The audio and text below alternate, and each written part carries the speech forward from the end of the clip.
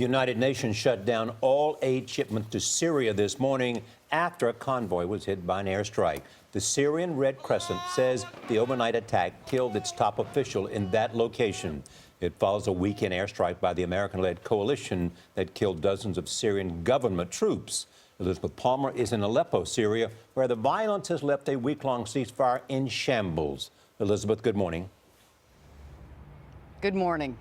Well, the ceasefire had held barely for a week, and then suddenly last night the Syrian army declared unilaterally that it was over.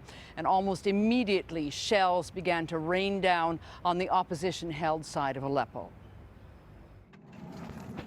Shortly afterwards, an airstrike hit the aid convoy. This is the warehouse of the Syrian Crescent. Abroad this house were more than 20 vehicles, 20 trucks full of food and flour and medicine and bombers and blankets.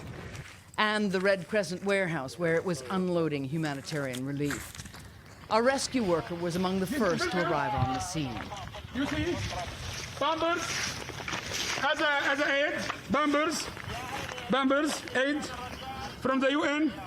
Earlier in the day, the Red Crescent had announced they were sending 31 trucks of aid into opposition territory west of Aleppo. 12 people are reported to have been killed, most of them convoy drivers and humanitarian workers.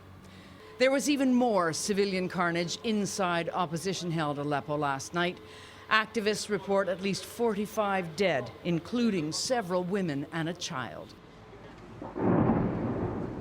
And those numbers are bound to climb as the shelling continues this morning.